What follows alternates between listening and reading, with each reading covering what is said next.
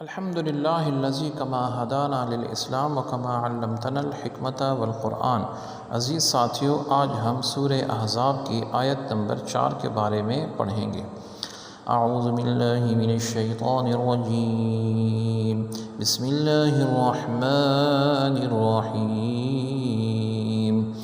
ما جعل اللہ لرجل من قلبین فی جوفہ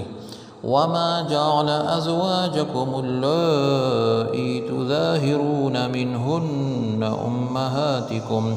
وما جعل أدعياءكم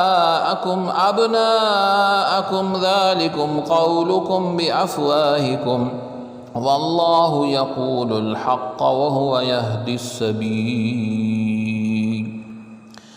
ما جعل نہیں بنایا اللہ رب العزت نے لرجل کسی آدمی کے لیے من قلبین کہ دو دل ہوں فی جوفہ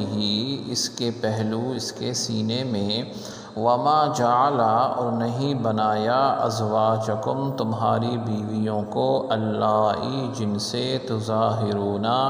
تم زہار کر بیٹھو منہن ان کو یعنی ان عورتوں میں سے یا ان کو امہاتکم تمہاری مائیں،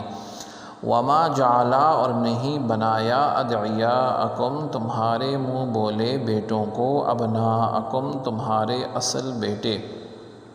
ذالکم یہ سب قولکم تمہاری باتیں ہیں بافواہکم تمہارے منہ کی، واللہ اور اللہ رب العزت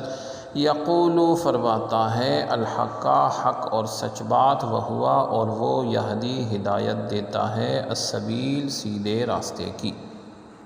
پہلا ارشاد جو فرمایا گیا کہ اللہ تعالی عز و جل نے کسی آدمی کے اندر دو دل نہیں بنائے، اس آیت کے بارے میں مفسرین کے مختلف اقوال ہیں۔ ان میں سے علامہ ابن عربی رحمۃ اللہ تعالی علیہ فرماتے ہیں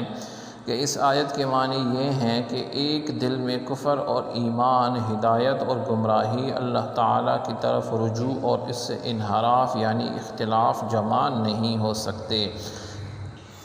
یعنی خلاصہ یہ ہے کہ ایک دل میں دو متضاد چیزیں جمع نہیں ہو سکتی،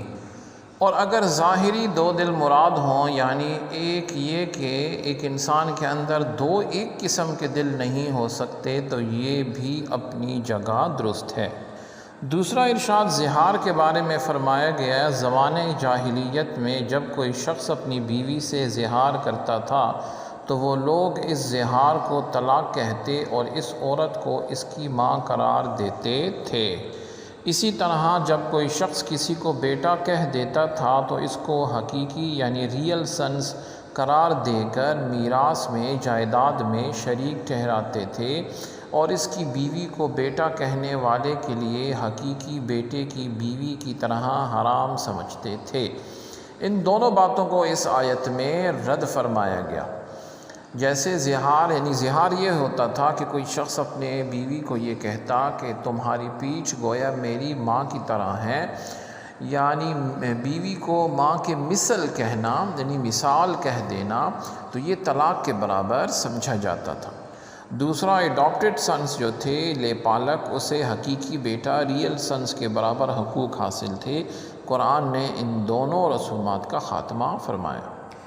زہار کا حکم یہ ہے کہ اس سے نکاح باطل نہیں ہوتا بلکہ عورت بدستور اس کی بیوی ہی ہوتی ہے جب تک شوہر کفارہ نہ دے دے،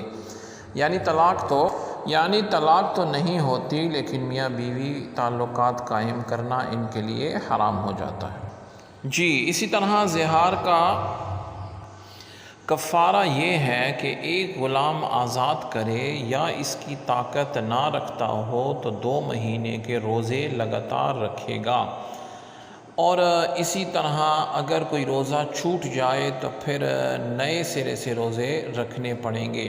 ہاں کوئی شخص بیمار ہو یا بوڑھا ہو کہ روزوں کی طاقت نہیں رکھتا تو وہ 60 مسکینوں کو دونوں وقت پیٹ بھر کے کھلائے گا۔ اسی طرح آج کل کے دور میں جو شخص اپنی بیویوں کو غصے میں یا ایسے پیار سے ماں کہہ کے پکار دیتے ہیں تو ان کے بارے میں فقہاء نے فرمایا ہے کہ یہ سخت گناہ اور ناجائز ہے۔ اور سورہ مجادلہ کی آیت میں یہ بات فرمائی گئی ہے کہ ما ہن امہاتہم ان امہاتہم الا اللہ ولدنہم، یعنی یہ اظہار کرنے سے ان کی مائیں نہیں ہوتی، ان کی مائیں وہی ہیں جنہوں نے ان کو جنا ہے۔ وَإِنَّهُمْ لَيَقُولُونَ مُنْكَرًا مِنَ الْقَوْلِ وَزُورًا، اور بے شک یہ بری اور جھوٹی بات کہتے ہیں، اس لیے توبہ، ایسا کرنے والے کو توبہ ان پر لازم ہے۔ ذالکم قولکم میں فرمایا گیا کہ یہ تمہارے منہ کی باتیں ہیں، یعنی اللہ رب العزت نے نہ کوئی ایسا حکم نازل فرمایا ہے، نہ حکم دیا ہے، اور اس کی کوئی حقیقت نہیں ہے۔ شان نزول اس آیت کا یہ بیان فرمایا گیا کہ حضرت زینب رضی اللہ عنہ پہلے حضرت زید رضی اللہ عنہ کے نکاح میں تھیں، اور جب حضرت زید رضی اللہ عنہ نے انہیں طلاق دے دی اور عدت گزر گئی تو نبی کریم صلی اللہ علیہ وسلم نے ان سے نکاح فرمایا اللہ رب العزت کے حکم پر۔ اس پر یہودی اور منافقوں نے اعتراض کیا، تو یہاں اور اعتراض یہ کیا کہ یہ جو ہے یہ کیسا نبی ہے جس نے اپنی بہو سے نکاح کر لیا، تو اس بات میں، اس آیت میں ان کا رد فرما دیا گیا کہ منہ بولا بیٹا حقیقی بیٹا نہیں ہو سکتے، اور یہودی اور منافقوں کا اعتراض صرف جو ہے وہ غلط بھی ہے، جھوٹے بھی ہیں اور نامناسب اعتراض ہے۔ سبحانک اللہم و بحمدک اشہد ان لا الہ الا انت استغفرک و اتوب الیک۔ سبحان ربک رب العزت عما یصفون وسلام علی المرسلین والحمد للہ۔